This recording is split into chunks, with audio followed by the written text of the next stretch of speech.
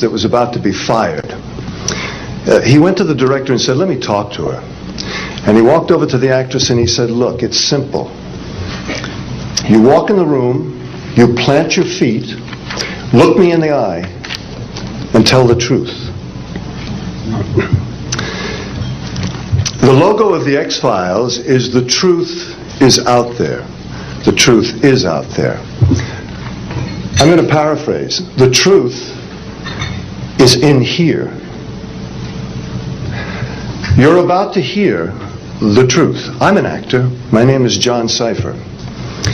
For 7 years, I walked through the door, planted my feet, and tried to tell the truth as Chief Daniels on Hill Street Blues, as General Craig on the hit sitcom Major Dad. I was 2 years on Dynasty. You're on Knots Landing. I've done 5 afternoon soap operas, 12 Broadway shows, and 20 films. One of the Broadway shows I did was the great musical Man of La Mancha on Broadway. I was Richard Kiley's original understudy. I sang the words to dream the impossible dream, to fight the unbeatable foe, to bear with unbearable sorrow, to run where the brave dare not go. I'm here to introduce your host this morning, Dr. Stephen Greer. He's a man who is running pell-mell where the brave dare not go. He was an emergency room physician. In fact, the director of emergency medicine at a major hospital in North Carolina. 3 years ago, he sat his wife and his 4 daughters down and said, "I've been doing this part-time, running after the truth, for 7 years now. Now I'm going to do it full-time."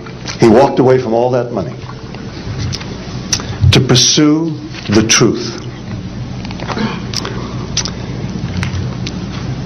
I always think of Hamlet's great line to Horatio, "There are more things between heaven and hell than are dreamed of in your philosophy, Horatio." I'm going to introduce a man who says, there are more things between heaven and hell than any of us have accepted. And I have the witnesses and the documents to prove it. Ladies and gentlemen, Dr. Stephen Greer.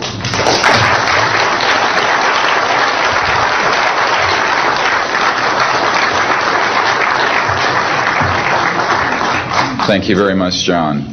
Members of the press, the American public, and people of the world. We are here today to disclose the truth about a subject that has been ridiculed and questioned, denied for at least 50 years. The men and women who are on this stage and the some 350 additional military intelligence witnesses to the so-called UFO matter and extraterrestrial intelligence can prove and will prove that we are not alone. I would like to thank Sarah McClendon, who is with us today, the famed White House correspondent, for her sponsorship of this meeting. Thank you very much, Sarah.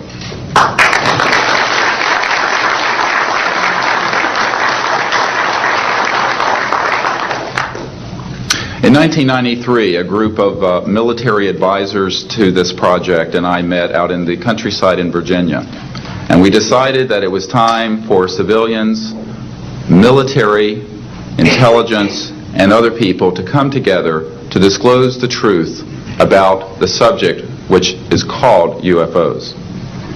Since that time, I have personally briefed a sitting director of Central Intelligence, James Woolsey, President Clinton's first CI director.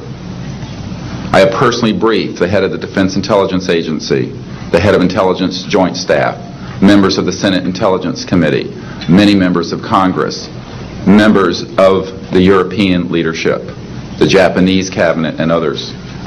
And what I have found is that none of them are surprised that this is true, but they are uniformly horrified that they have not had access to these projects.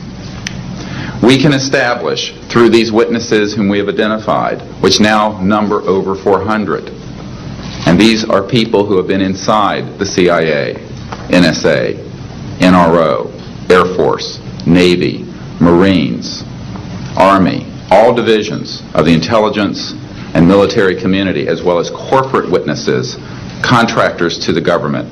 And these are folks who have been involved in so-called black budget or covert unacknowledged projects. These unacknowledged special access projects are taking in at least $40 to $80 billion per year.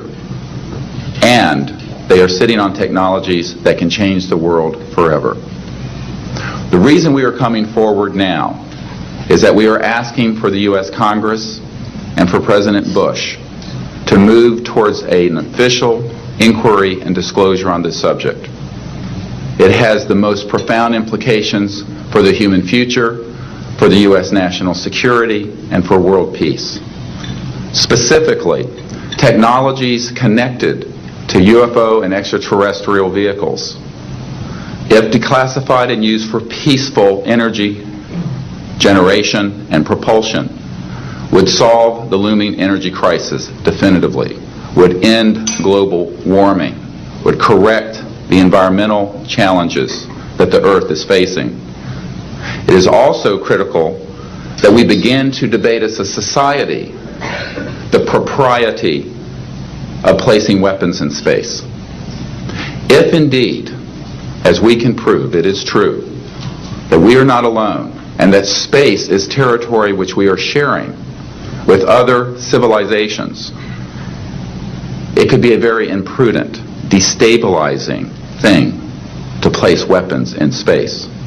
This is not being debated because it is off the national and international radar screens. It needs to be placed on it, and we are here today to do it. We can establish through this testimony that these objects of extraterrestrial origin have been tracked on radar going thousands of miles per hour, stopping and making right-hand turns. That they use anti-gravity propulsion systems, which we have already figured out how they work in classified projects in the United States, Great Britain, and elsewhere.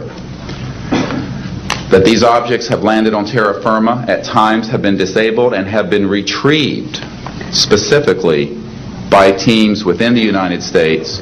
That extraterrestrial life forms have been retrieved, and their vehicles have been taken and studied thoroughly for at least 50 years.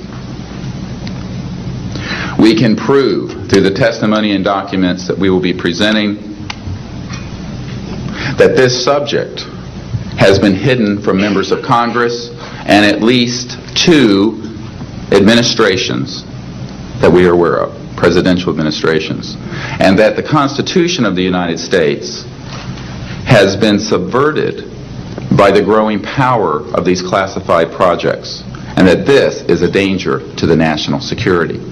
There is no evidence, I wish to emphasize, that these life forms from elsewhere are hostile towards us. But there is a great deal of evidence that they are concerned with our hostility.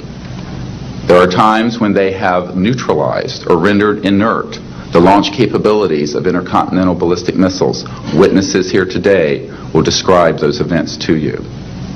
They have shown clearly that they do not want us to weaponize space, and yet we are proceeding down that dangerous path. And it will be established that these projects, because they have not been supervised properly by the Congress, by the U.S. President, by the international community, have become a threat to the national security. And for this reason, we feel we must disclose the facts. This is the beginning of the campaign for disclosure. And in a memo that I wrote to President Bush last week, I've stated that this campaign will persist until our goals are met, and they are as follows. That we have open, honest hearings on the subject in the U.S. Congress. That there be a permanent ban on the weaponization of space or the targeting of any objects of extraterrestrial origin. That there be a full and complete study of classified technologies connected to this subject to see how they could be properly declassified and applied for peaceful energy generation so that the world may get off of fossil fuels in enough time to prevent greater ecosystem damage or war over the looming energy crisis, which is sure to sweep the earth in the coming decade. This is a matter of the most pressing import. It has been ridiculed, yes. I know many in the media would like to talk about little green men. But in reality, the subject is laughed at because it is so serious. I have had grown men weep who are in the Pentagon, who are members of Congress, and who have said to me, what are we going to do? Here's what we will do. We will see that this matter is properly disclosed, and these courageous witnesses, the first 21 of over 100 that we have already interviewed on videotape, have stepped forward to speak the truth.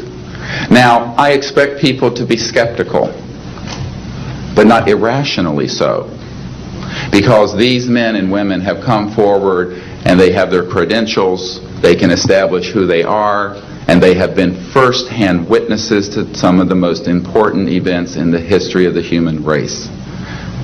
As was pointed out to me by some of the men here, they were charged with handling the nuclear weapons of the United States. Their word was trusted on everything of great importance for the national security. We must trust their word now. As Monsignor Balducci said at the Vatican, in an interview I had with him recently, it is irrational not to accept the testimony of these witnesses. So please be skeptical, but that is not the same as prejudiced and closed-minded. This is a matter of great importance, and I ask the media, the scientific community, and the political community to look seriously at this matter and to do the right thing for humanity and for our children. We have available for the media and for members of Congress a nearly 500-page briefing document with transcripts from dozens of these top-secret witnesses. We have a 4-hour videotape summary. It's not a commercial product, I'll warn you, from this project of the 120 hours that we have in interviews so far. They've been boiled down to 4 hours, and it's available for the Congress to review and for the major media to review. We can establish that this subject is real and has tremendous significance for the human future.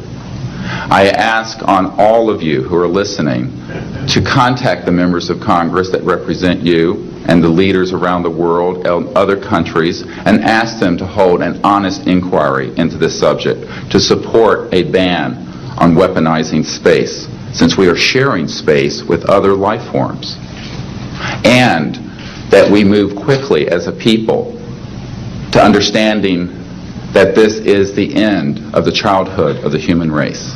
It is time for us to become mature adults in the cosmic civilizations out there.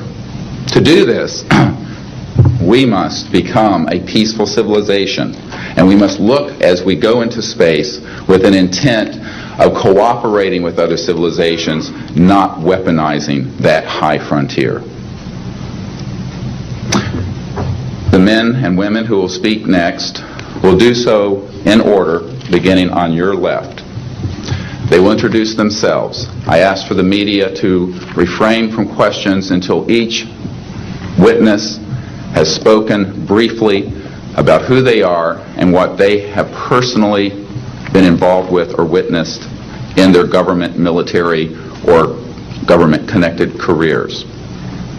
At the end, we will have questions. All of you may ask questions for as long as we can stay here, and we will provide you with all the information that you need. So we will begin now with the first of our witnesses, Mr. John Callahan.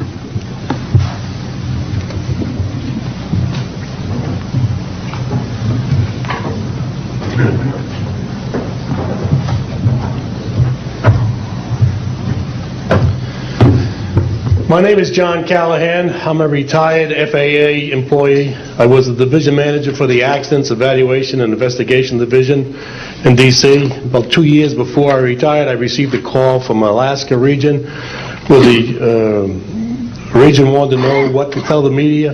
When I questioned, tell the media what, he says about the UFO, and it went downhill from there. What UFO? It turned out I told him what any government employee would do at that time was to tell him it's under investigation. And then I had him send all that data to the FAA's tech center in Atlantic City. The next day, my immediate boss, service director, Javi Safir, and I went to Atlantic City. I had just purchased a new video camera, and I videoed the event.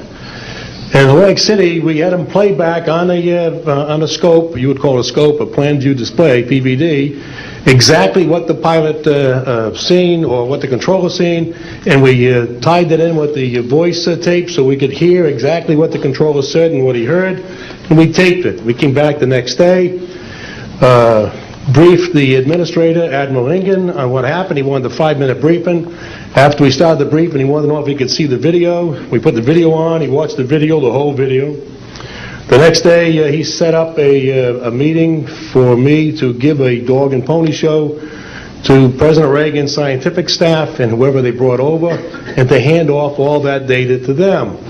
That morning in the FAA round room, it was either 9 or 10 o'clock, 3 men from Reagan's scientific staff, 3 CIA people, 3 FBI people, and I don't remember who the other guys were, along with all the FAA experts that I brought with me that could decide or talk about the hardware and the software, how it worked.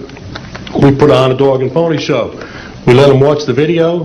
We had all the data there. We had all the printouts that the computer put out. They got all excited over it. When it was all done, the CIA, one of the CIA men told the people they were now sworn to secrecy, that this meeting never happened and this event never happened. When I asked them why, I thought it was probably just a stealth bomber at the time, he says, well, this is the first time that we have recorded radar data on a UFO, and these guys are going to get all excited, drooling over all this data. I said, well, you're going to tell the public about it? And he says, no, we don't tell the public about this. It would panic the public. He says, we're going to go back and study this. I said, okay. That was what he was going to do. Now, I've told this story many times, and I get sometimes funny looks from people. I have with me the voice tapes of the controllers that were involved, the FAA original tapes. See, after we handed this stuff off to the President's staff, the FAA didn't know what to do with it. We don't separate UFOs from real traffic, so it's not our problem. Okay? I have a copy of the original of the video that we took, which is rather interesting. And once the thing was all over, the reports started coming into my office, but because it wasn't an FAA air traffic problem, the FAA's report ended up on a table in my office. And it stayed there until I retired, when one of the staffers packed up all my gear and helped it move to my house. Also, in a box I found just a few days ago, in my 1992 tax return, I have the target printouts from the computer data, which, so if you wanted to or look at every target that was up there at the time, you can now reproduce this from this piece of paper here. And it's called the UFO Incident, Japan 1648, I believe the number was. It happened on November the 18th, 1986. I'm prepared to go to Congress, to swear before Congress that everything I've told you people and everything that is here is the truth. Thank you.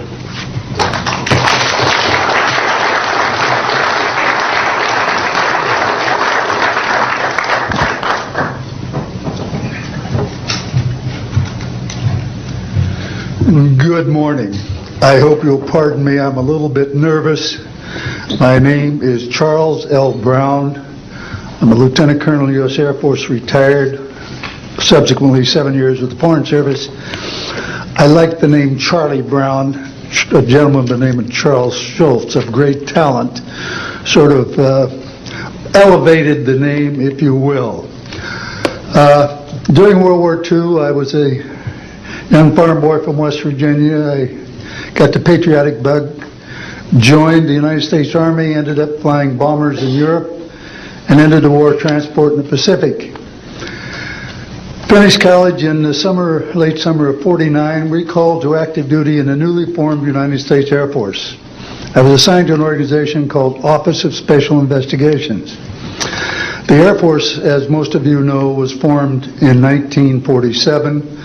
OSI, as a central investigative agency for the Air Force, was formed, I think, in 1948. So everything was relatively new. Needless to say, starting in 47, UFOs were rather new. The Air Force Air Technical Intelligence Center was at Wright-Patterson Air Force Base, and I had my office in a building adjacent to it. And our organization was the worldwide investigative agency for the Air Force for any unidentified flying objects. This lasted for about 2 years. The project name was known as Project Grudge. It was a predecessor to a project known as Blue Book, which Andrew Pelt headed. During my experience with it, I would collect the data I didn't collect it, it was sent into my office. I analyzed it. As a pilot investigator, I was able to offer some bits of advice to the Air Technical Intelligence people. Now, you might visualize a massive office, but as I recall, we had a first lieutenant, a secretary, and a technical sergeant. That was the essence of Project Blue Book when it started, or Project Grudge. Blue Book, and expanded somewhat. During the review as an analyst of these various documentary reports, if you will, or documents, I became clearly convinced that there was substance to what was being reported, in that we had ground visual, ground radar, airborne visual, and airborne radar confirmation of some of these sightings. The individuals who made the sightings were everything from airline pilots, military pilots, police officers, some of the people that your lives depend upon on a daily basis. These are very reputable and credible people. I hope that the testimony here from very credible people will convince you of that and will further Steve Greer's Disclosure Project, in that pressure needs to be brought to bring this to the attention not only of the Americans, but of people all over the planet. These vehicles have been seen and confirmed all over the planet. I am willing to sign a sworn statement or testify to my judgment and to what I have observed. Such things do exist. Please believe me. Please believe those who follow me. Thank you.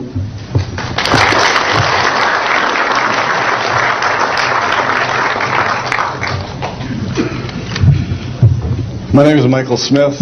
I was in the Air Force, a sergeant from 1967 to 1973. I was aircraft control and warning operator. While I was assigned to Klamath Falls, Oregon, in early 1970, I arrived at the radar site, and they were watching a UFO on a radar that was hovering at about 80,000 feet. It sat there for about 10 minutes and then slowly descended until it dropped off the radar. It was gone for about 5-10 minutes, and then instantly reappeared at 80,000 feet, stationary. The next sweep of the radar, it was 200 miles away, stationary. It hovered there for about 10 minutes and redid the whole cycle twice more. When I found out what you normally do when you see a UFO, I was told that you notify NORAD, you don't necessarily write anything down, you don't write anything down, and you keep it to yourself. It's a need-to-know basis only. And NORAD one night called me about later in the year to let me know as a heads up that there was a UFO coming up the California coastline. I asked them what I should do about this. They said, nothing, don't write it down, it's just a heads up.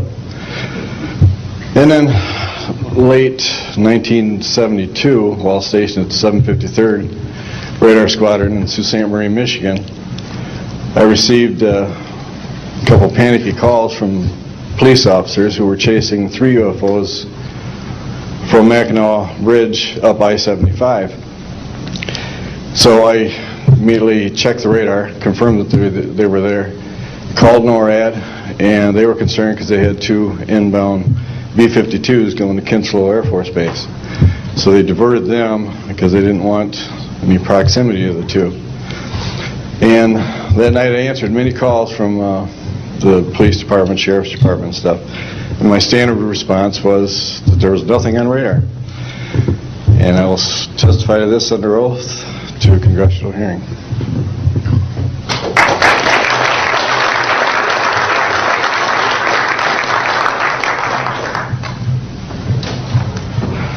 Good morning. My name is Enrique Colbeck. I am a air traffic controller. I'm sorry for my English. I'm so scared. I'm not accustomed to talk in front of a lot of people. I'm here because I'm being a witness in a voluntary way on my work. I work in Mexico City as radar controller and the International Airport of Mexico. And I'm going to give an example about this silence that we have in Mexico for several years, and this issue happens a lot of times in my country, unfortunately. For example, March 4, 1992, we detected 15 objects west side of the Toluca airport, that is very close of our international airport at 50 miles more or less. Then July 28 of 1994, we have almost a collision or something that we can name in that way with an international flight, domestic flight of Aeromexico 129, commanded by the pilot Raimundo Cervantes Ruano, that has a trash or something about in his main landing gear in the right leg. That's occurred at night at 10:30 more or less. Then in the next week, the same year, in the same moment, the Aeromexico Flight 904 has another almost collision that was reported for the pilot Corso, the Capitan Corso, at 11:30 in the morning, and we detect that object on the radar suddenly, just for a moment. Then in the next week we have a lot of silence reported by the pilots that give us information about the weird traffic or something, brighting lights and different times, and we detect some of them in that week. But in September 15 of 1994, we have a detection about 5 hours more or less on a radar and a new equipment that we believe that that equipment was working in not a good way, because it's not human that you have detection by 5 hours of the same object and apparently without movement. Well, we concur with the technical persons of radar in our country that the radar system was working well, and was very exciting, and we surprised when at the next day we received information about a periodist named Jaime Maussan that is studied these cases in Mexico, about that sighting from a lot of people in the Metepec city. There is another point located southeast of the Toluca airport, about a sighting of the big flying saucer, apparently 50 meters of diameter, then for a lot of people, and that led the trashes something in the ground. Well, next November 24 of 1994, we have on service officially our new radar system, and after that moment we have information very exactly about of these sightings at the same time with the pilots and detections. That's why I'm here, because we consider in my country that this is very dangerous.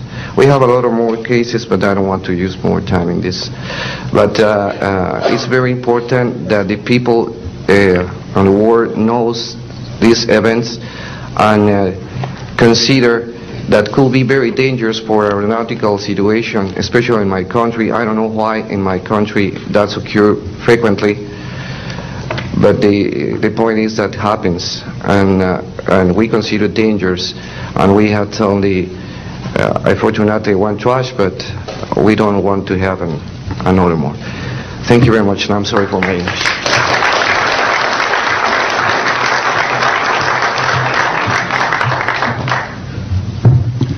My name is Graham Bethune. I'm a retired Navy commander, pilot, had a top secret clearance. 50 years ago, February the 10th, 1951, I was flying from Keflavik, Iceland to Argentia, Newfoundland. It was at night, it was dark. About 300 miles outside of Argentia, I saw a glow on the water, like approaching the city at night. As we approached this glow, it turned to a monstrous circle of white lights on the water. We watched this for a while. The lights went out. There was nothing on the water.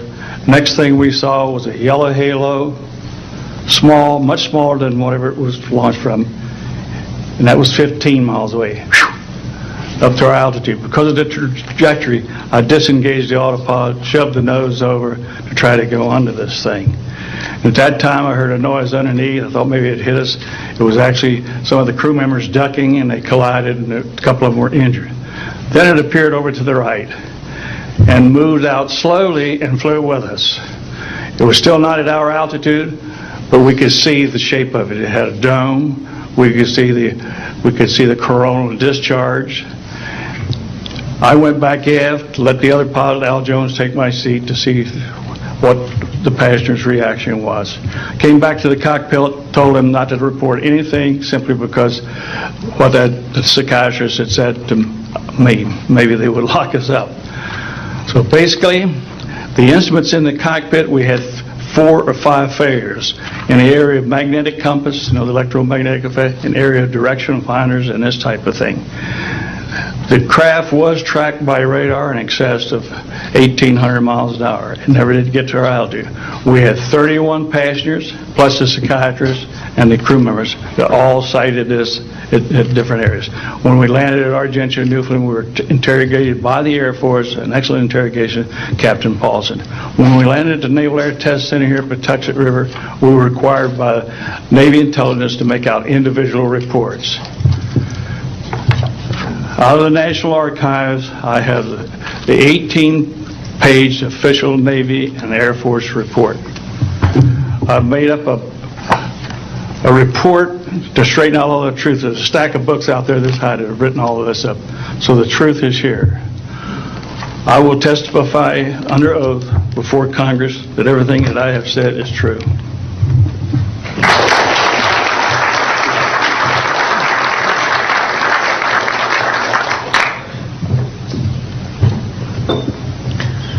My name is Dan Willis. I was in the United States Navy. I held a top secret crypto level 14 extra sensitive material handling security clearance. I worked in the code room at the Naval Communications Station in San Francisco. In 1969, I received a priority message from a ship near Alaska that was classified as secret. The ship reported emerging out of the ocean near port bow, a brightly glowing reddish-orange elliptical object, approximately 70 feet in diameter, emerged out of the water, shot into space, traveling at about 7,000 miles per hour. This was tracked on ship's radar and substantiated. Years later, I worked at the Naval Electronic Engineering Center in San Diego for 13 years. The co-worker who I worked with worked at the NORAD facility. When he first started working at the facility, he noticed objects going on the screens that track everything out in space and in the air, objects going off the scale, doing right-angle turns. When he inquired, his older supervisor advised him that, quote, it was just a visit from one of our little friends. I thought this was a little unusual. These statements are true and willing to testify under oath before Congress. Thank you.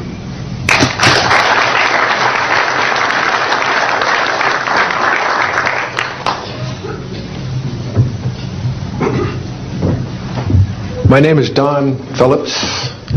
I was in the United States Air Force and had worked with certain intelligence agencies of the United States government. Prior to my Air Force, prior to joining the Air Force, I worked for the famous Lockheed Skunk Works. And I was working for them when I was attending college, and I worked for them in the capacity as a design engineer. It was one of my proudest moments of my life to work with a man by the name of Kelly Johnson. A lot of you might be familiar with that. It turns out that the models of aircraft that we were building, as you know, were all classified, were in the deep black, and that I came in on the end of the U-2 project. My main project was known later as the SR-71. The SR-71 had a predecessor. It had a special model built for the CIA, and that those models were one passenger, one pilot special aircraft in order to get from one place to another very, very quickly. Now these SR-71s, as we know them, the Blackbird, are the type of aircraft that are still classified in a sense as far as the altitude that it flies at and also the speed records that it holds. I'm very proud to say that this aircraft played a big part in helping to end the Cold War. The aircraft, the predecessor aircraft, there's strong evidence to suggest that perhaps these aircraft had a different role once in the air. Each pilot, and I know a few of them, each pilot had an assignment before they took off, okay? They learned about the assignment immediately prior to takeoff, and there's strong evidence to suggest that there was a dual role in that they were monitoring some type of traffic to and from planet Earth. This can be verified at a later point. I'll jump into my military experience. My first field assignment for the United States Air Force was at Las Vegas Air Force Station, and that was my first experience with Las Vegas, and I couldn't understand why people were being so excited about going to a place such as this, but I soon found out about a year later.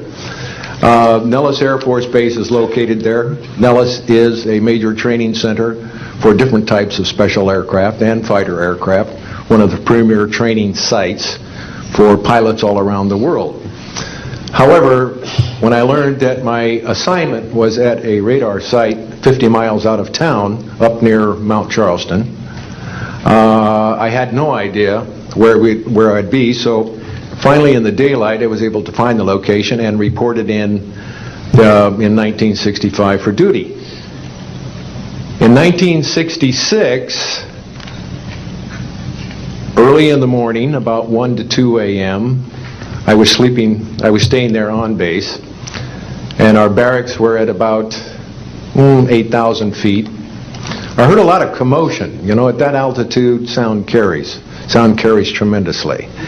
And I thought, well, it's early in the morning, it's summertime, and it's very warm, and maybe I should get up and take a look. I didn't really want to, but I got up and took a look, walked up to the main road up near my office, which was the commander's office. I was on the commander's staff, Lieutenant Colonel Charles Evans. And I was saying, who's making all this noise? Who's making all this noise at this time of the morning? So when I got within about 50 yards of the 4 or 5 people that were standing there, one being the chief of security, they were looking up in the air, and I said, gee, their heads are all looking at the same direction. Well, I looked up to the west, northwest, and to my amazement, there were lights flashing around the sky, moving at anywhere from what seemed like 2,400 to about 3,800 miles per hour. Now, the fact that we're taking an estimate from a distance, we figured, well, this is quite something. However, we continued to watch these darting lights go across the sky and stop, absolutely stop, come to a dead stop, and reverse in an acute angle their direction, and then proceed on in they were traveling so fast that you could almost see a pattern left by, if you are computer people, when you move a mouse real quick across the screen, you see a little bit of a tail. Well, that's exactly the way these 6 or 7 craft worked. After 5 minutes of watching these things, they all seemed to group up to the west-northwest. Okay? They started to come in on a circle. But what I would like to point out is that where they were putting on their display in the north-northwest sky, just directly east of that is what is known as Area 51. Area 51 is a AEC name, okay? Atomic Energy Commission. That was the old name for Atomic Energy Commission. We knew it as the Groom Lake Flight Test Facility in the Air Force. And it was where we tested our aircraft after we got the prototype made from the Skunk Works. So here are these, let's get back to the circle in the sky. What they did was coalesce and started rotating in a circle, and then they disappeared. Well, I thought, gee, this is something that we have to keep quiet. That was verified by the Chief of Security. But we waited there and talked it over for a little bit, and it seemed like, I think it was an hour. Then came the radar people from the scopes, which were at 10,000 plus feet, came down for their dinner at 2 o'clock in the morning. And the first person off the bus was a good friend of mine, Anthony Kesar. He said, he was white as a sheet, and he says, "Did you see that?" Yeah, we all said, yeah, it was a nice display. What a show. He says, "We documented them on radar." And he says, "We didn't give them clearance. The standing order was let them fly through the radar beam." He says, "We documented 6 to 7 UFOs. Now, we don't know who was guiding those, but they were certainly intelligent, and we don't know where they landed because they coalesced and disappeared. So I will say at this point, to keep it short, that I will testify under oath as to what I say is true, and I will do so before Congress. Thank you.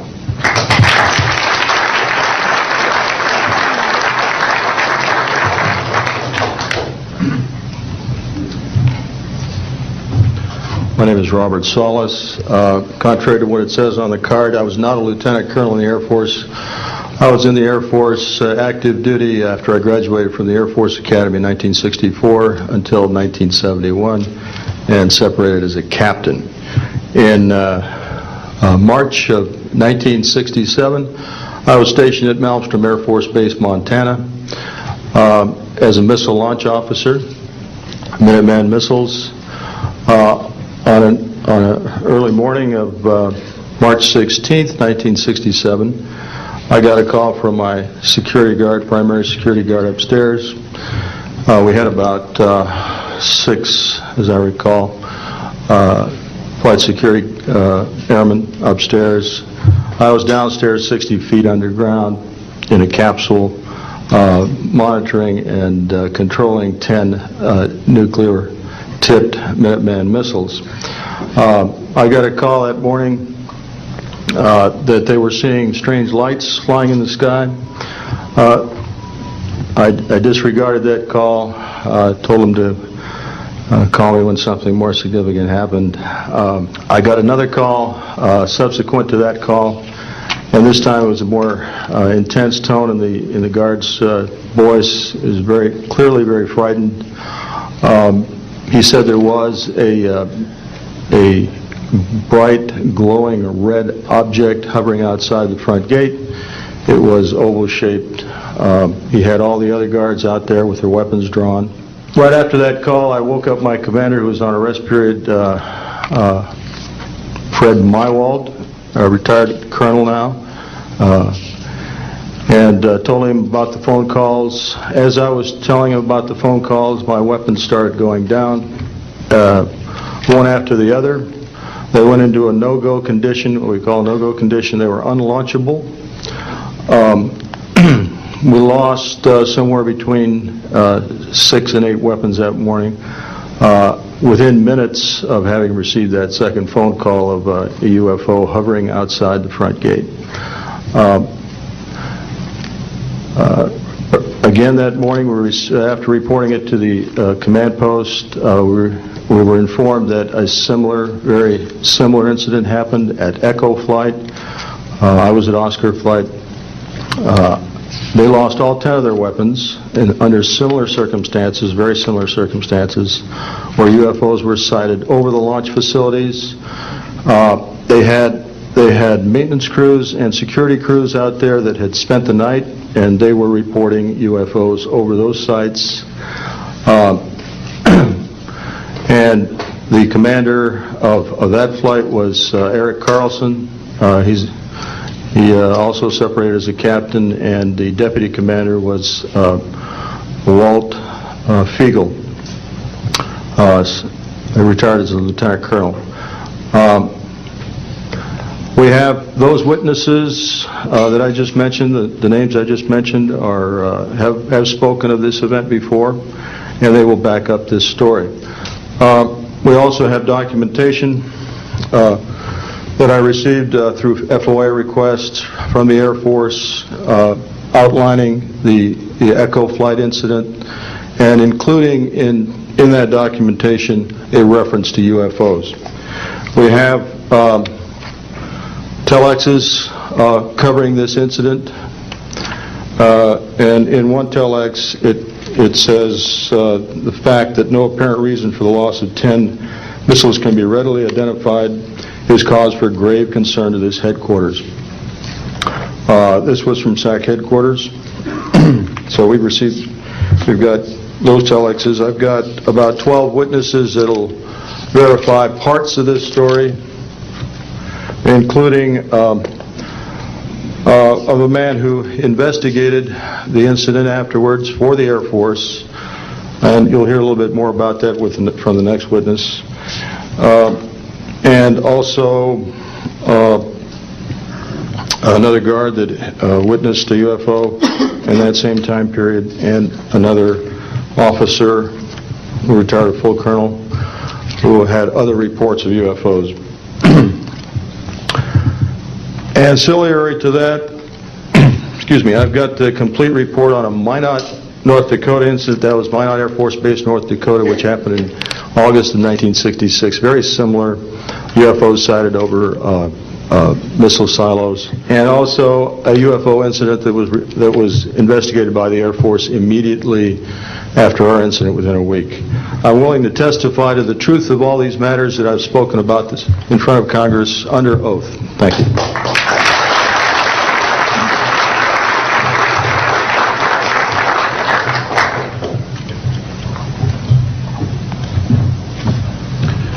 Good morning. My name is Dwayne Arneson.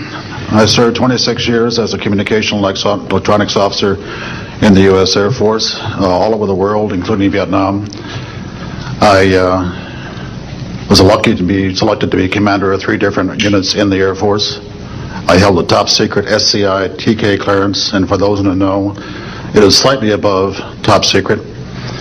I retired in 1986 as a colonel at Wright-Patterson Air Force Base in Ohio. I would like to relate about 3 different experiences, if you will, that relate to UFOs. As a young lieutenant over in Germany, Ramstein Air Base, Germany, back in the early 60s, I was in charge of the cryptographic center. I had a top secret crypto clearance at that time, and I can clearly recall seeing a message that went through my crypto center which said that a UFO had crashed on the island of Spitsbergen, Norway, and the team of scientists were coming to investigate it. Going forward to the 1967 time frame, I was assigned to the 28th Air Division at Great Falls, Montana, and I was the officer in charge of the communications center there. Also, I was a top secret control officer for the division. I had a crypto account. I was an account custodian, and I also passed out nuclear launch authenticators. During that time, I can recall seeing a message come through that communications center which said, basically what Bob just got through talking about, is that a UFO was seen near the missile silos and the missiles were deactivated. Coincidentally, The person that Boeing sent to investigate the particular missile conditions, if you will, what made them shut down, was my first manager at Boeing, Mr. Bob Kaminsky, who has since passed away. And I can recall him on different occasions. He lived close to me in Auburn, Washington. That's where I'm from. And he said, Arnie, he says, those missiles were perfectly clean. That was the result. So the one last incident concerned when I was as a commander of the unit in Great Falls, or in Caswell Air Force Station, Maine. I had contacts with the security police at Loren Air Force Base, and they told about UFOs that were seen near the nuclear weapon storage areas on Loren Air Force Base. And I'd be glad to testify to Congress that this is absolutely the truth. Thank you.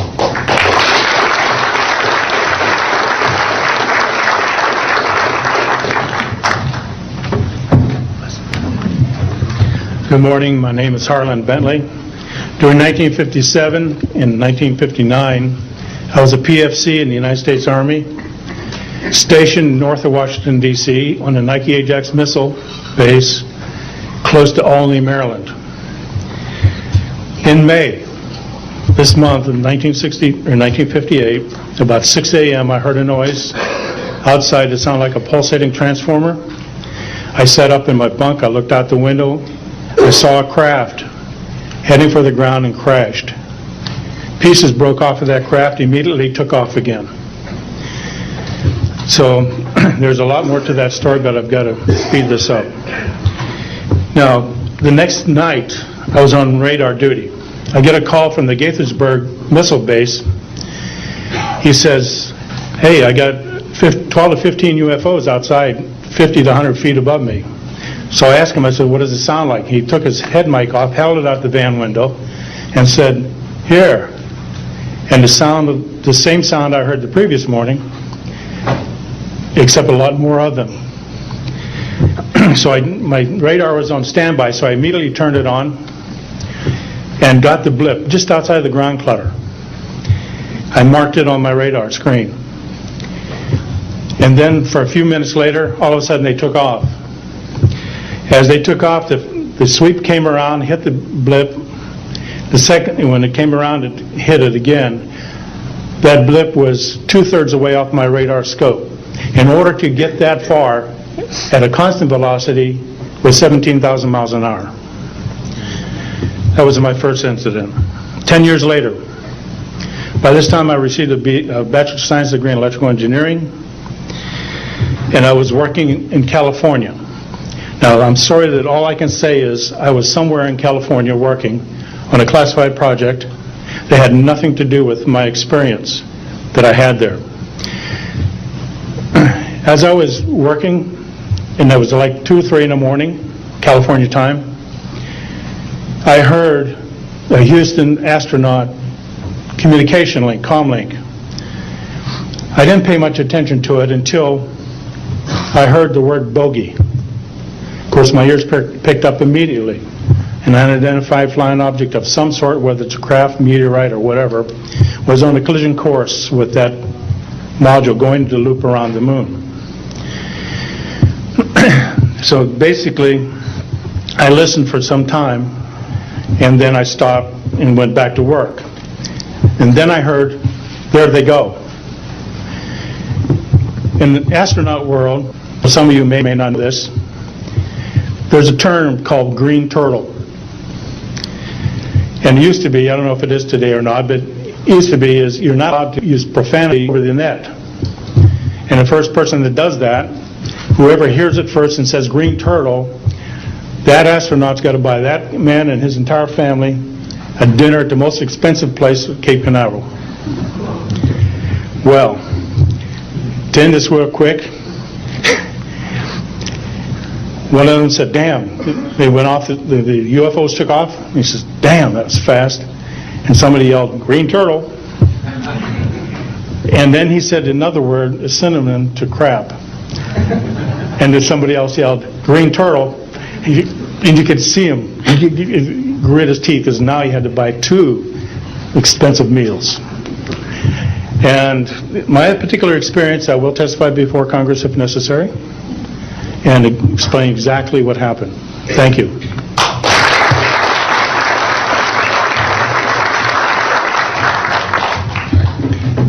My name is John Maynard. I'm a retired Army. I retired as a Sergeant First Class. For my entire 21 years of service, I held a top secret clearance. Compartmentalized at times to as high as TK, Omni, Crypto, and others. I had access to very, very sensitive documents. My testimony is basically two-pronged. One, I retired from DIA in 1980. And when as an administrator, you take over an office, you take over everything and you sign for everything. And I signed for well over 2,000 documents. In order to sign and inventory those things, you have to read them. Not word for word, but basically I went through every document to make sure that it was complete. It was there, as they told me, that when I turned my charge over to the next person, those same documents were there. So I got quite a good knowledge of what was going on in those documents, and believe me, there are many, many different references to UFOs. There was also NPIC pictures that shows that it would targeted objects that were casing you out. Now, I worked on the SALT 1 and SALT 2 areas for the office that I worked in. So we were taking pictures all the time for verification of nuclear disarmament. And there were some objects in those pictures that didn't belong there. The second prong to this whole thing is that a lot of people talk about conspiracies over a shadow government. I'm willing to testify before Congress that these black operations do exist. I nearly became part of it. But I saw the light, I think. Or was it? And I got out. And that's it. We have to disclose what we know. And I am willing to testify before Congress under oath, or before any other organization, that what I witnessed was true.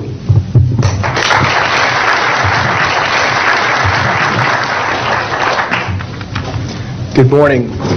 My name is Carl Wolf, and I was a precision electronics photographic repairman with a top secret crypto clearance in the United States Air Force. I was stationed at Langley Air Force Base in Virginia. In 1965, in mid-1965, I was loaned to the Lunar Orbiter Project at NASA on Langley Field. Dr. Colley was in charge of that project. They had problems with a piece of electronic equipment that was bottlenecking their production of photographs. I went to the facility, and when I walked into the facility, there were scientists from all over the world. I was stunned, actually, to see people at a NASA project from all over the world. It didn't make any sense to me initially. I was taken into the laboratory where the equipment was malfunctioning. I couldn't repair it in the dark. I asked to have it removed. A Airman Second Class was in the dark room at that time. I was also an Airman Second Class. I was interested in how the whole process functioned, how the data got from the lunar orbiter to the laboratory. I asked the young man if he'd describe the process to me. He did. About 30 minutes into the process, he said to me, in a very distressed way, by the way, we've discovered a base on the backside of the moon. And then he proceeded to put photographs down in front of me, and clearly in these photographs were structures, mushroom-shaped buildings, spherical buildings, and towers. And at that point, I was very concerned because I knew we were working on compartmentalized security. He had breached security, and I was actually frightened at that moment. And I did not question him any further. And a few moments later, someone did come into the room. I worked there for 3 more days, and I remember going home and naively thinking, I can't wait to hear about this on the evening news. And here it is, more than 30 years later, and I hope we hear about it tonight. And I will testify under oath before Congress that what I'm saying is the truth.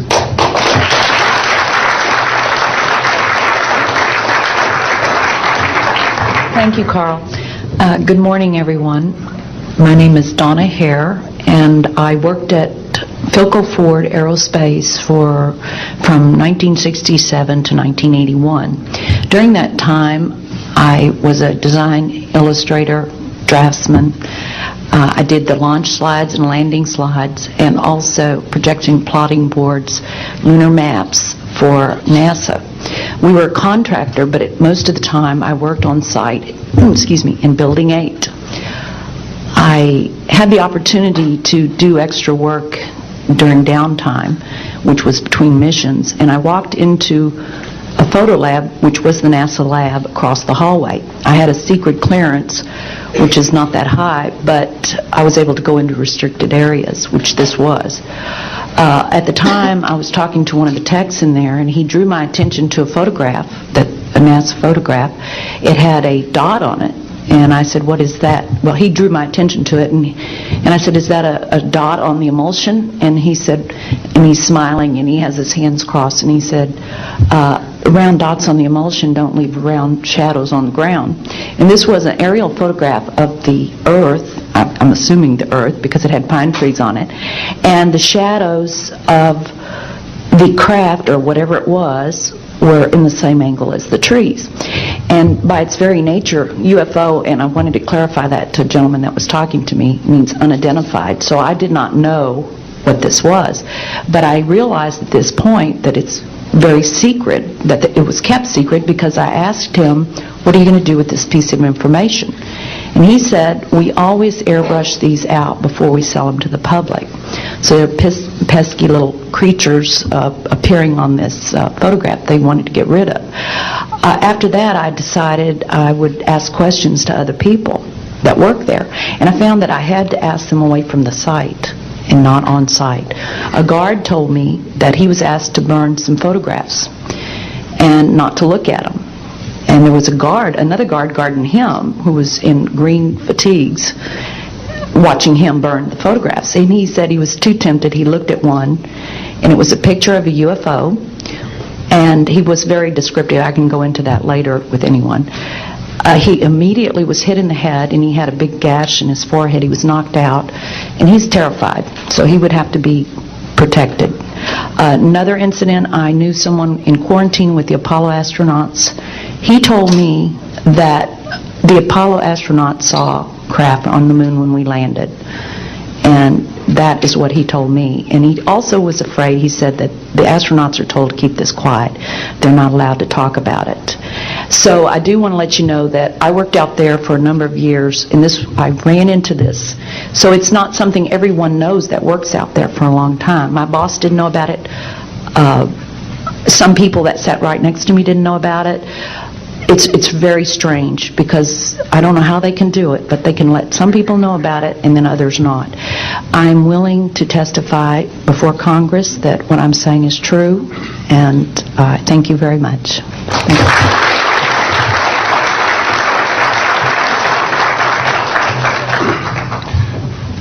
Good morning, ladies and gentlemen, and members of the press. My name is Larry Warren. 20 years ago, in 1980, I was a security specialist assigned to RAF Bentwaters, Woodbridge, NATO Air Force facilities in Suffolk, East Anglia. I had a secret security clearance. I guarded our backline nuclear weapons that were stored there at the time, without the knowledge of the people of Great Britain. I went through a portion of a 3-night UFO event where objects made incursions over our WSA, fired pencil-thin beams of light into them, and adversely affected the ordnance, possibly. These objects were on the ground on 2 different nights. Potentially there was another life form seen. This is an unpopular truth. These events were of extreme defense significance to not only Her Majesty's government, but this government as well, and they are still shrouded in secrecy. They are very complex, they are very vast. This is more about a human rights issue than just a UFO issue. 20 years ago, this room would be empty. I see a turn in history. This is history in motion, but unfortunately it's history with a security classification. I would be more than honored to swear under oath that I experienced what I did, I saw what I saw, These events produced not only, after numerous denials by this government, a memo by Lieutenant Colonel Charles Holt, our deputy base commander, which reads like science fiction. It also produced, years later, an on-site audio tape he made as these objects performed their feats and did what they did and violated airspace. These events are of extreme defense significance. I hope my brothers in arms that went through these events will be given immunity at some point and be able to join us here. It is an honor to share the stage with all of these people. And I think for all of our children, my son Dennis, God bless you, son, we can change the world. You're heroes for being here also, and I will testify in front of Congress if asked to. God bless. Thank you.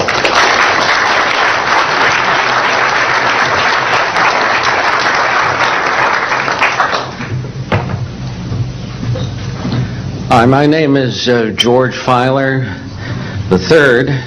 The reason I'm here is because George Filer V is in the hangar and will be born on Friday. And I'm a retired intelligence officer and flyer with almost 5,000 hours, and I didn't believe in UFOs until London Control called us in the winter of 1962 and asked us, would we chase one? And we said, sure. So we let down from 30,000 feet to 1,000 feet where the UFO was hovering, and we went into a steep dive and actually exceeded the red line of the aircraft. So it's kind of dangerous chasing UFOs. In any case, I was able to get the UFO on the aircraft radar at about 40 miles, and we could see a light out in the distance, and as we closed, we kept on picking up this radar return. The point I'm mentioning that the radar return was very distinct and solid, indicating it was some kind of a metallic object.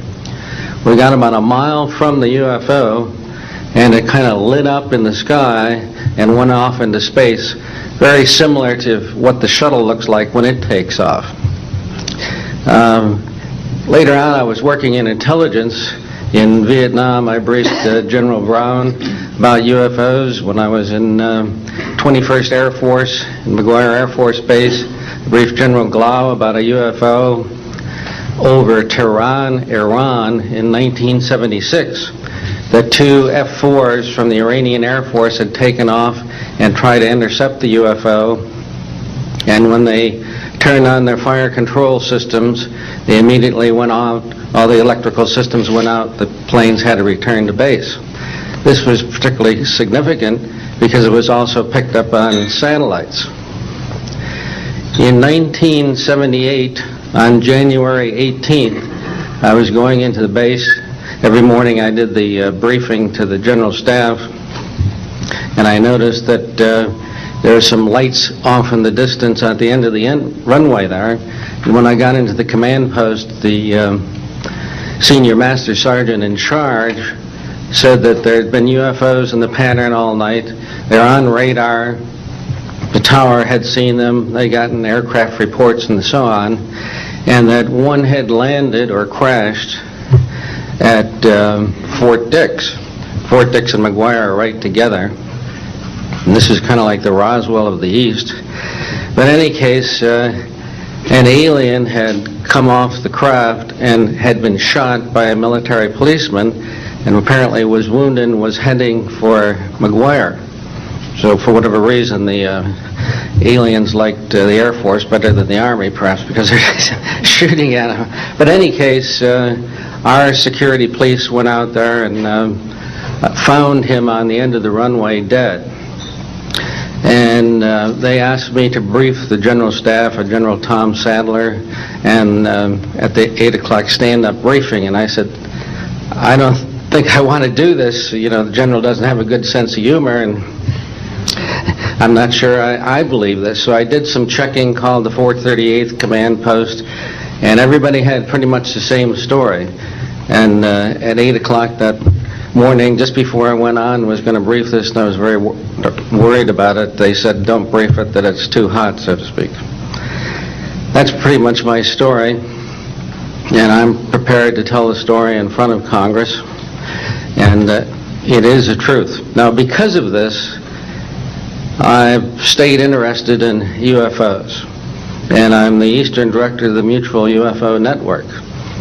And between the National Reporting Center and Peter Davenport and the MUFON, we get 100 reports a week on average of people from all over the United States that see these things regularly. And if you start checking, they're out there and they're low, and people are seeing them all the time. And these are highly qualified people, all of whom essentially give us the reports by email. Thank you.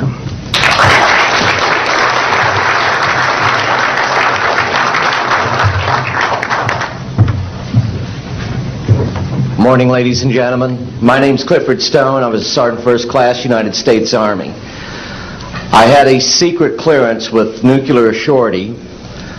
I could get the clearance that I needed to do whatever it was that was necessary for me to do at the time on special operations when I was called in on those. What I'm referring to here is that I was involved in situations where we actually did recoveries of crashed saucers, for lack of a better term, debris thereof. There were bodies that were involved with some of these crashes, also some were alive. While we were doing all this, we were telling the American public there was nothing to it. We were telling the world there was nothing to it. I'd like to go into detail on some of the cases, about the nuts and bolts cases right here, but I will be available if you have any questions concerning my involvement in this. You can talk to Dr. Greer to arrange for me to get to talk to you. But the whole situation is, we've set back, we've told the American people that there's no such thing as UFOs. I've been involved where we have recovered these objects. We know them to be of extraterrestrials. In 1969, I had an event that happened to me while I was stationed at Fort Lee, Virginia. We went to Indiantown Gap, Pennsylvania. That would be my first exposure to any time that we would be recovering an unidentified flying object. When we went there, we already had people that was already in the facility. We were a backup team, which was supposed to be NBC, because there was supposed to be some nuclear materials that was on board this craft. Later on, most people involved were to be told that there was nothing on board it. It was nothing more than just a crash of one of our aircraft. I know better, because I was one of the people that approached it with a Geiger counter to get surface readings. I was the first person to go ahead and see that there were bodies on it. That would be the first of approximately 12 events. UFO crashes are not events that take place every day. They're rare. I know we're not alone in the universe. I know that the absence of evidence is not evidence of absence. It's evidence that has been denied to the American people.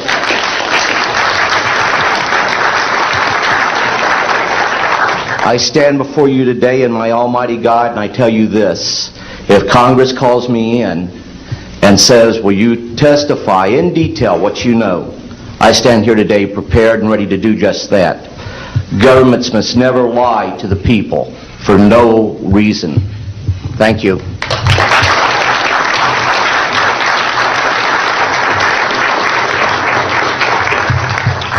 Good morning. My name is Mark McCandlish, and for the last 21 years, I have worked as a conceptual artist for a variety of defense contractors. I've been involved in conceptual artwork of the production thereof for Rockwell on the X-30 program, and also on the high-step program, that's spelled HYSTP, means Hypersonic Testbed Program. During the course of my career, I've twice had a secret security clearance. In 1967, while my father was stationed at Westover Air Force Base, the headquarters for 8th Air Force Strategic Air Command, I witnessed and watched through a telescope a UFO which hovered over a nuclear weapons storage facility for approximately 10 minutes and then departed with an acceleration approaching a bullet leaving a rifle barrel.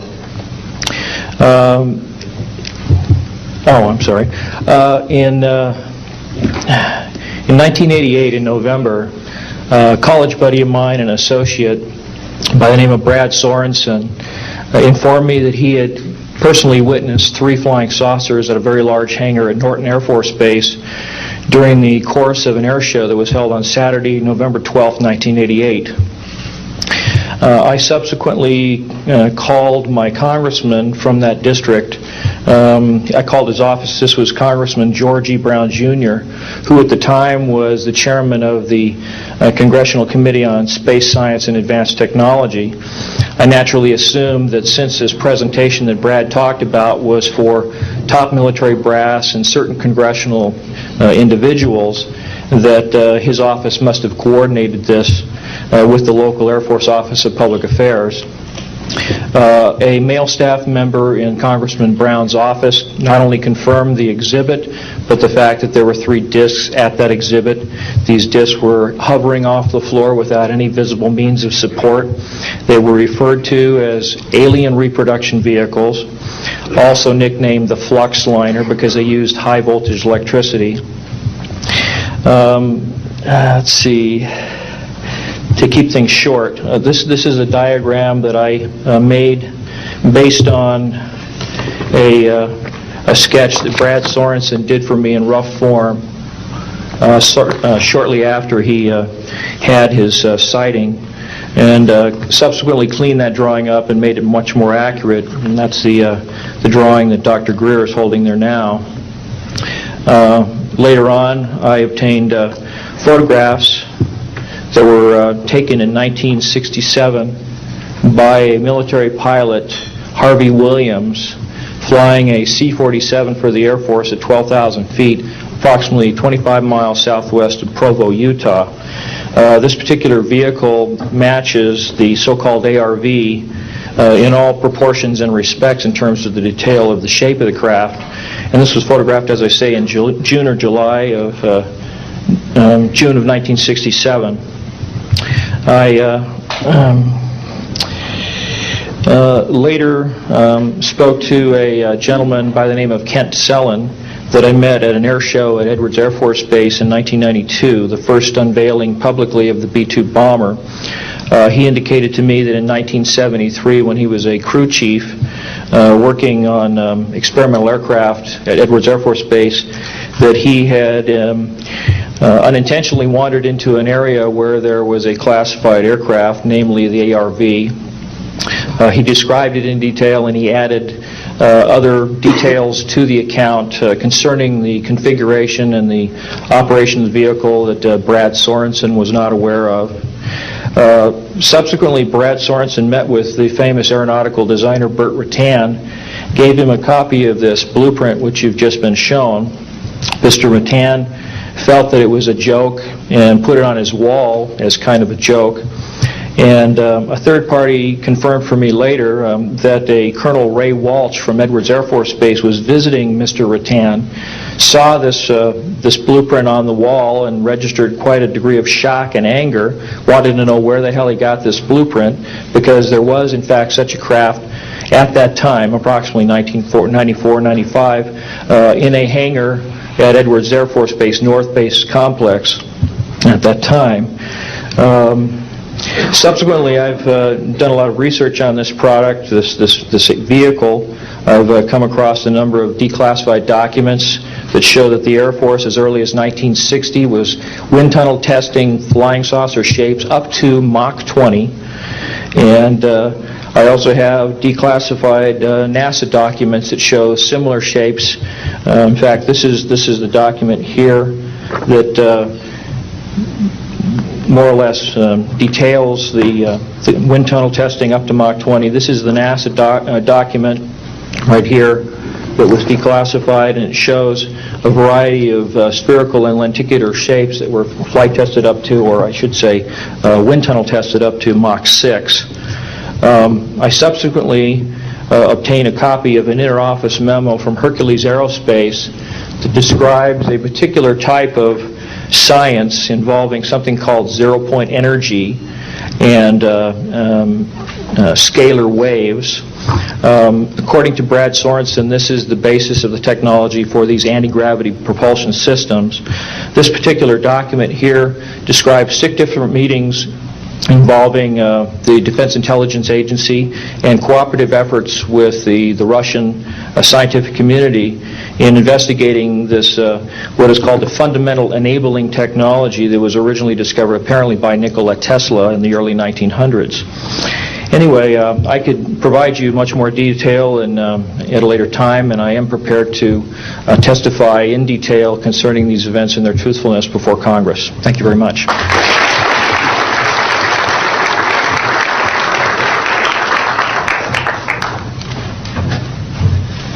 Good morning. My name is Daniel Sheehan. I'm an attorney and serving as general counsel to the Disclosure Project. I'm a 1967 graduate of Harvard College in American Government Studies and Constitutional Law, and a graduate of Harvard Law School. And I served as general counsel and one of the co-counsel for the New York Times in the Pentagon Papers case, and was involved in briefing and arguing the case in front of the United States Supreme Court, giving permission to the New York Times to publish the classified documents, the 47 volumes of the Pentagon Papers. Subsequent to that time, I served as special counsel to the office of F. Lee Bailey as one of the trial counsels when we represented James McCord in the Watergate burglary, and got Mr. McCord to write the letter to Judge Sirica to reveal the Watergate burglars' relationship to the plumbers unit in the White House at that time. Subsequent to my service in that case, I went back to Harvard to the Divinity School to study Judeo-Christian social ethics and public policy. Did my master's work and PhD work there, and became general counsel for the United States Jesuit headquarters in Washington, D.C., assigned to the National Social Ministries Office and their public policy office. It was there in 1977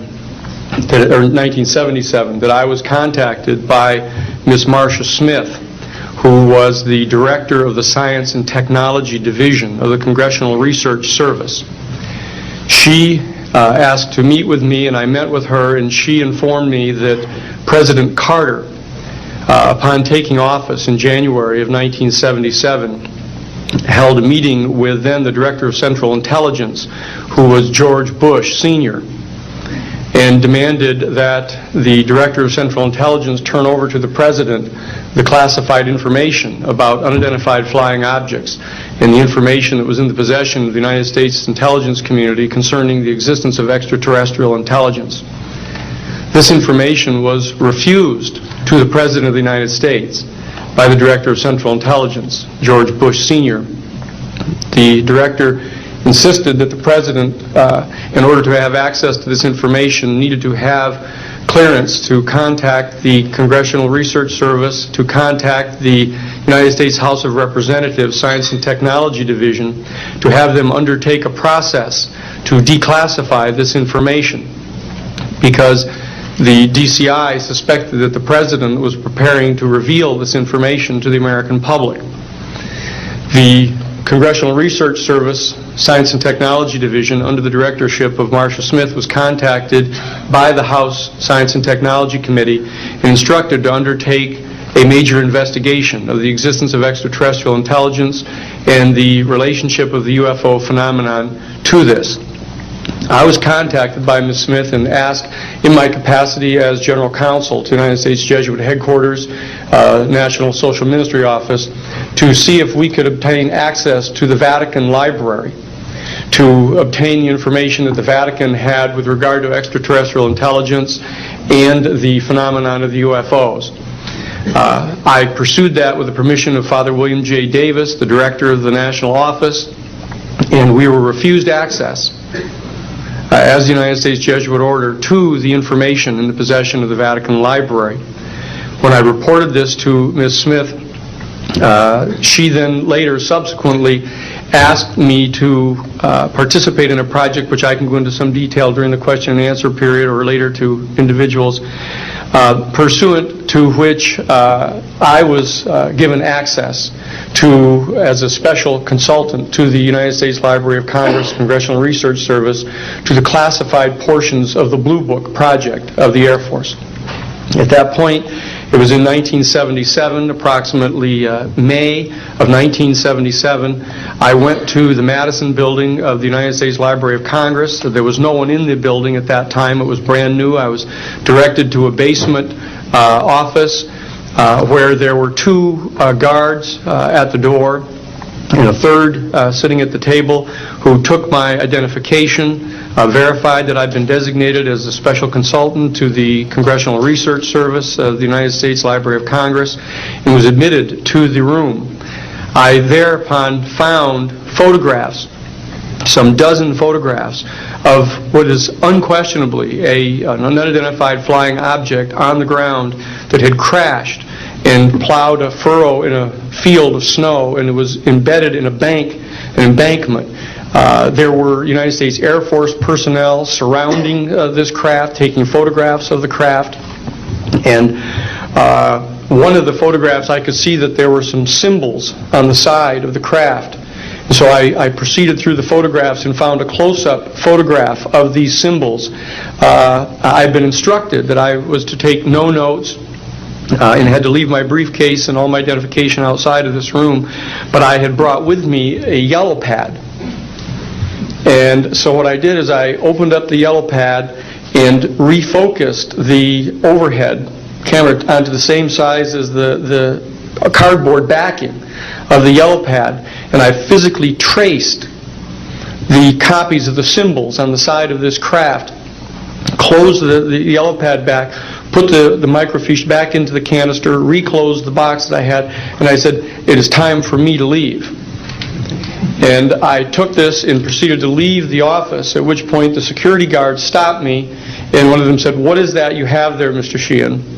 At which point I handed the yellow pad to him, and he flipped through all the yellow pages and never found the copy that I had. And so I took that with me and brought it to the United States Jesuit headquarters, had a meeting with the staff, with Father William J. Davis, reported this to them, was authorized at that time by the United States Jesuit headquarters to make a report to the National Council of Churches and to request that the entire 54 major religious denominations of our country undertake a major study of extraterrestrial intelligence, which they declined to do. I was subsequently asked to deliver a 3-hour closed-door seminar to the top 50 scientists of the Jet Propulsion Laboratory of SETI, the Search for Extraterrestrial Intelligence, which I did do in 1977.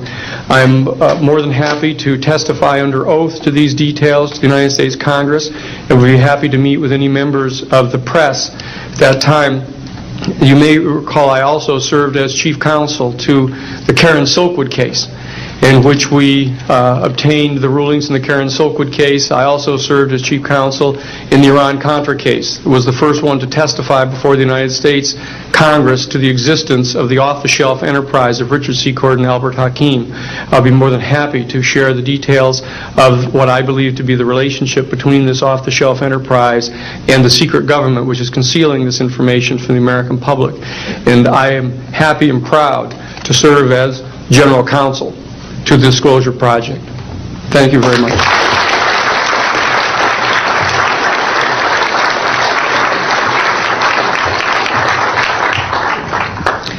Good morning. My name is Carol Rosen. In 1974, after being a 6th grade school teacher, I was introduced to the late Dr. Wernher von Braun, in the U.S. the father of rocketry. In my first meeting with him, during that first 3.5 hours, he said to me, "Carol, you will stop the weaponization of space."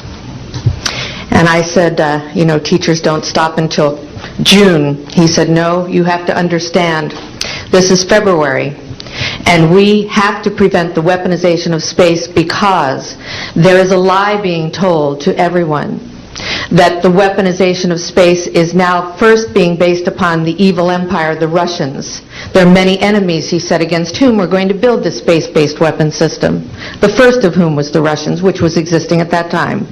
Then there would be terrorists. Then there would be third world countries. Now we call them rogue nations or nations of concern. Then there would be asteroids."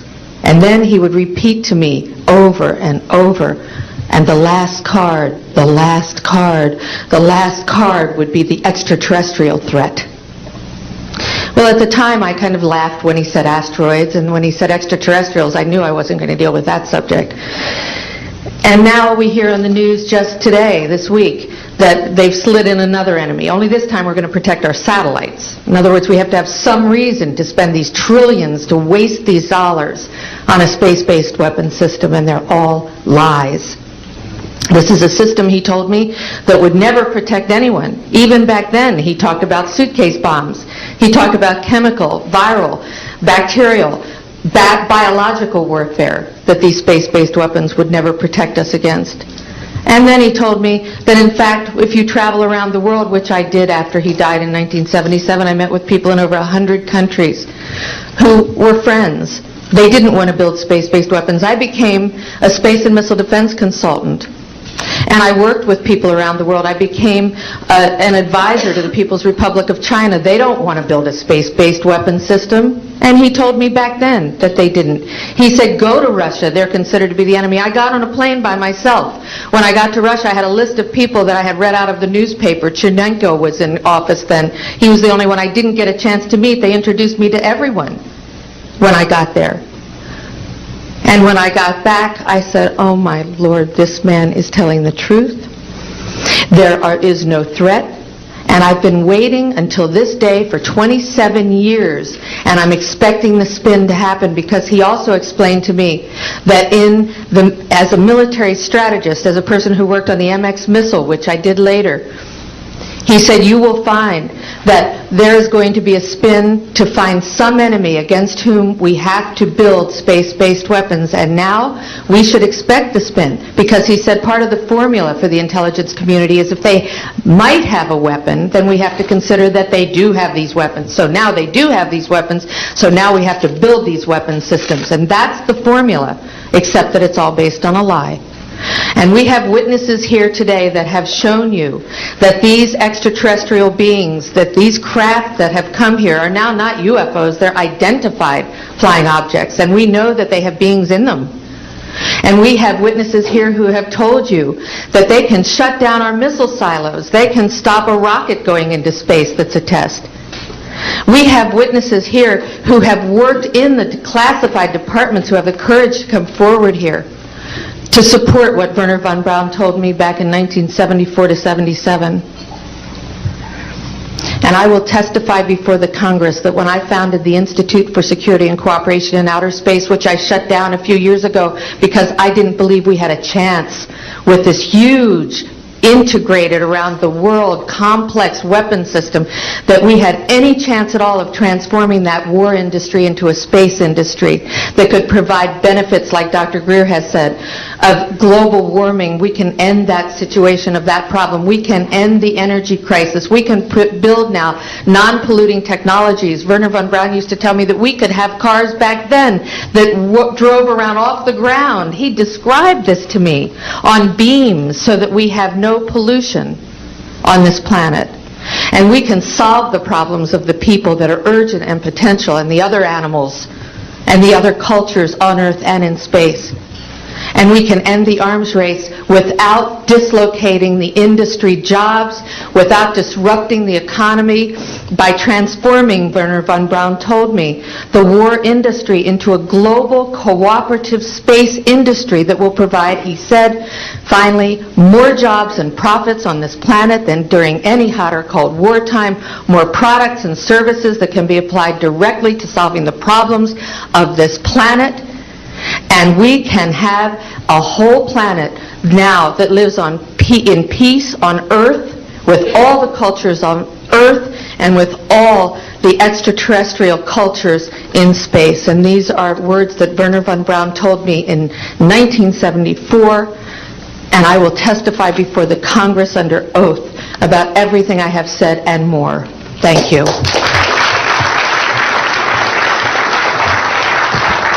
Thank you very much. I'd like to thank each of the witnesses and for your patience. We're running about 50 minutes late, and I do apologize for that. I want to emphasize that all of these witnesses each could speak for probably anywhere from 2 to 5 hours about what they have witnessed. We were trying to give you a snapshot. We have another 400 of these witnesses. I have carried this burden for 8 years. I'm now giving it to you, the American people and the people of the world, to take it forward. What I'd like to do now is open the audience for questions from the media. You may address them to me or to an individual witness as you deem appropriate. Yes, ma'am. Yes, Maribel Gonzalez with Reforma, Mexican newspaper. I have 3 questions. One is, Yes, I wanted to know if there are laws in this country that in some way allowed this kind of secrecy or not. And then I wanted to know if there's a need to change any kind of law. And the next one I wanted to ask you, if you may, is who is profiting from this secrecy that maintains in secret the solution to the energy crisis? I mean... Well, let me get to those, okay, quickly, because we are short on time. First of all, I think initially there was an appropriate national security apparatus in place in the 40s during the Truman and also Eisenhower years. By the late Eisenhower years, we have a testimony from Brigadier General Stephen Lubkin, still a practicing attorney, that by the late Eisenhower years that he had lost control of these projects primarily because of the compartmentalization into the military-industrial complex. Operative word industrial. There are corporations such as SAIC, Lockheed Martin, Northrop, and others that deal specifically with this issue, with advanced energy and propulsion systems connected to UFOs.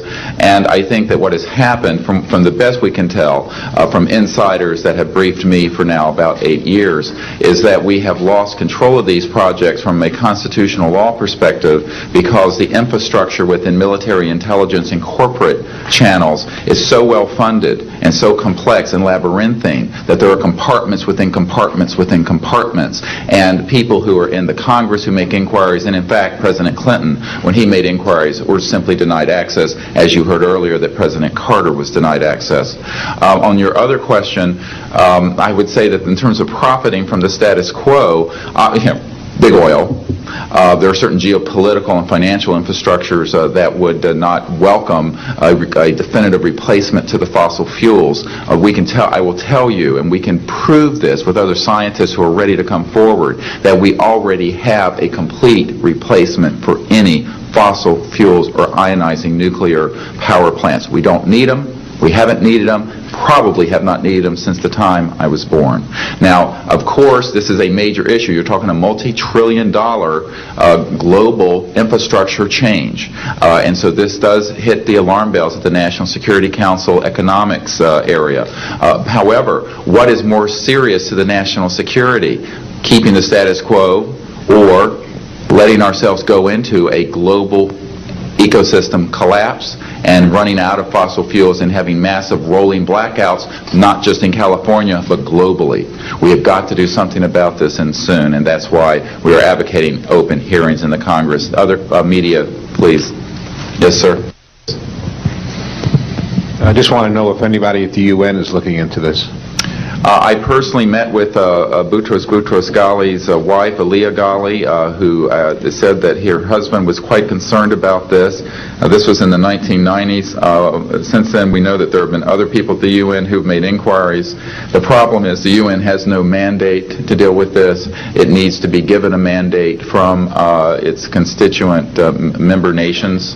And I think that the public and the member nations need to ask that the United Nations get involved with this. This is an international peace issue and an international security issue, and it should be taken up by the UN Security Council, and of course we are recommending that as well. Yes, sir. So I think my question is actually to Clifford Stone. You said that you had seen aliens on a craft that had crashed. I wondered if you could describe what they looked like. I could, but it would probably take a whole lot of time. The reason I state that, when I got out in 1989, we had cataloged 57 different species. You have individuals that look very much like you and myself that could walk among us and you wouldn't even notice the difference, except for some of the things that they might be able to go ahead, even in a dark room, and touch an object and go ahead and identify what color that object might be. They would have a heightened sense of smell, sight, hearing. The situation is that you have various types of what we normally call grays. We didn't call them grays in the military, but you had at least 3 types of the grays. You had some that were much taller than we were. The unique thing that I'd like to point out for the most part is that the entities that we did catalog were in fact humanoid. Now this created a situation where the scientific community was trying to figure out why that would be the case. Because you would expect that if life evolved on other planets, that they would take on some type of other being, so to speak, not necessarily look humanoid or be bipedal such as we are. But apparently, we got quite a few of the species out there that are humanoid in appearance, and that creates a question that yet has to be answered by science. Yes, and as I call on you, please state the news agency that you were with. Yes, ma'am. Deanne Divis with United Press International. Could you please address the vehicle that there was a drawing displayed of? Why would this vehicle be on display at an air show? What is the power source that you are asserting is going to be so very useful? And how can you determine that this vehicle is not something that is being developed, by a government agency? In fact, I think that was the testimony. This is an alien reproduction vehicle, and just to be clear, this means that it is based on advanced anti-gravity and zero-point energy propulsion systems. Those are the propulsion systems. They are being manufactured by a consortium of companies that include Lockheed Martin, Northrop, SAIC, and other corporations. They do have superluminal capacity, in other words, faster than the speed of light capacity. I think Mr. McCandlish and other witnesses that he's identified could go into more of the technical physics of it. I'm just a country doctor from Virginia, I tell people. I mean, really. And but this is actually what is the reason it's called alien reproduction vehicle, is that it's based on the study of extraterrestrial vehicles, but it is manufactured by human military intelligence aerospace contracting arrangements. And this is very important. It means that we, Homo sapiens, have the ability to access this so-called zero-point field of energy, which is the ambient field of energy from which all matter and energy is fluxing, and can access that energy and generate all the power we need to run this planet without fossil fuels or pollution. Do you have any direct evidence, though, that this, we're talking about the same government that so appropriately named a snooper program Carnivore. So just because it's named the alien reproduction vehicle, considering the history and the questions that have been existing for such a long time about flying saucers, do you know, is there any direct reason to believe that this is actually derived from technology? Any of the witnesses who can attest to that? And how would this, a propulsion system, a rocket engine doesn't necessarily translate into electricity. Can you elaborate on that?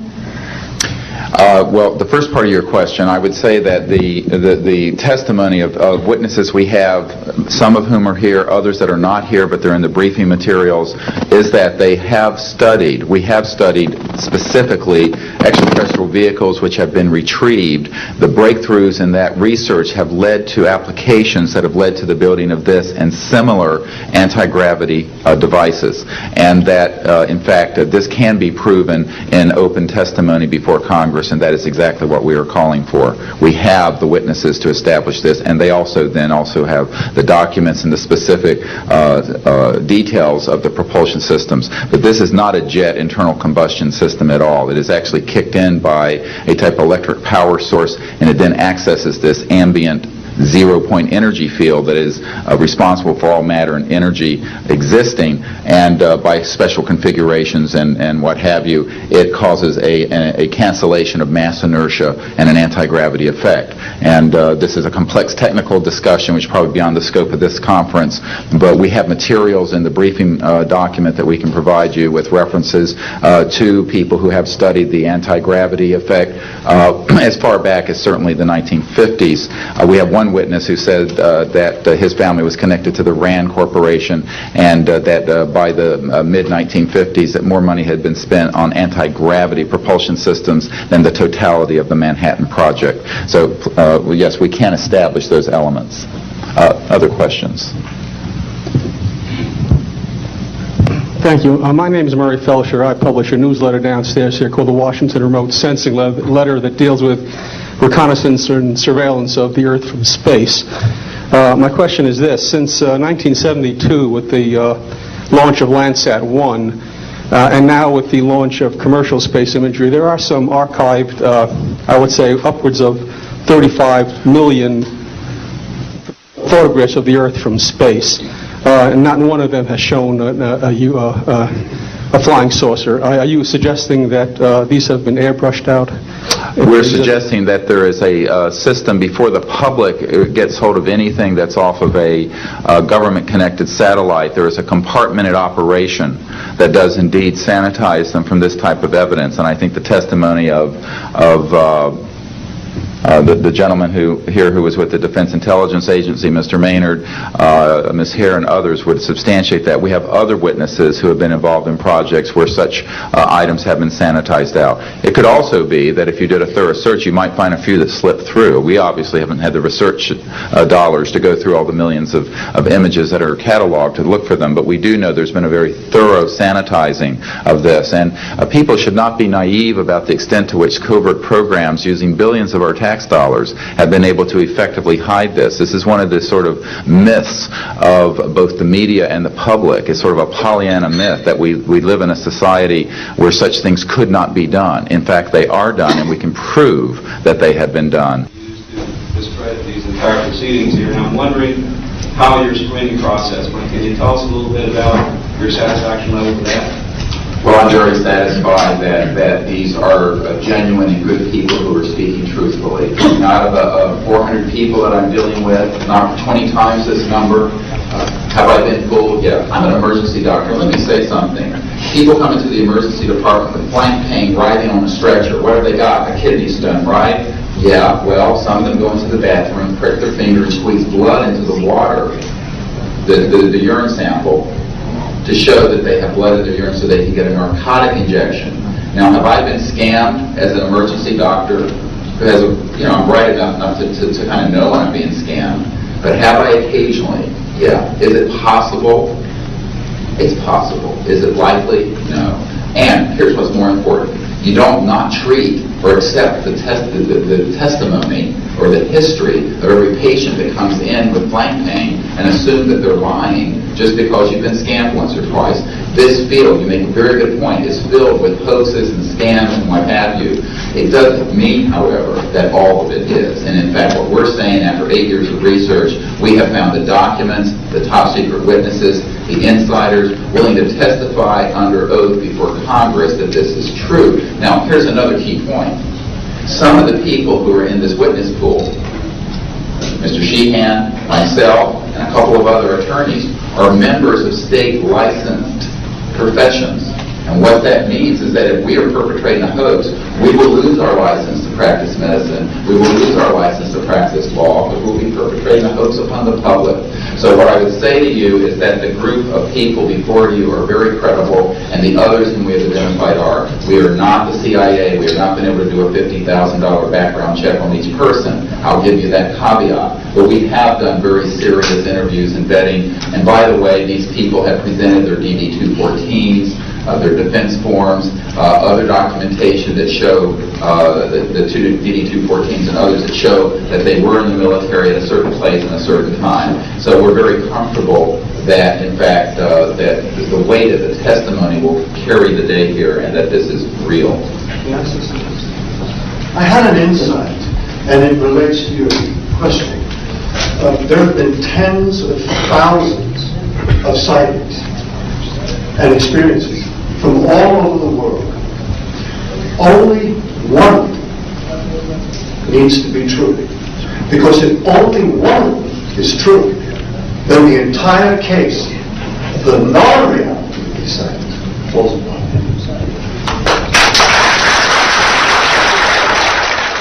Such evidence out of the public domain, yes. Permanent.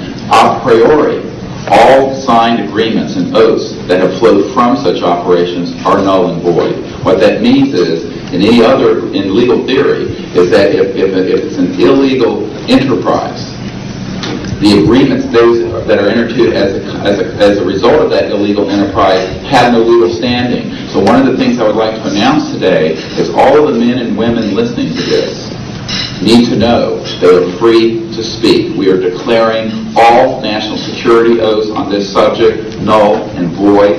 They have flowed from illegal operations that have no standing constitutionally. My people, my mother's family, who fought in the American Revolution, were prisoner of war with the British to help found this country, did not fight and die to form the United States so that this kind of chicanery can go on. So these men are free to speak, and there can be no legal repercussions against them. We have legal counsel who will also support this theory, and we're taking this to other constitutional scholars. It is time for that game to end. It is time for a new era in the human experience.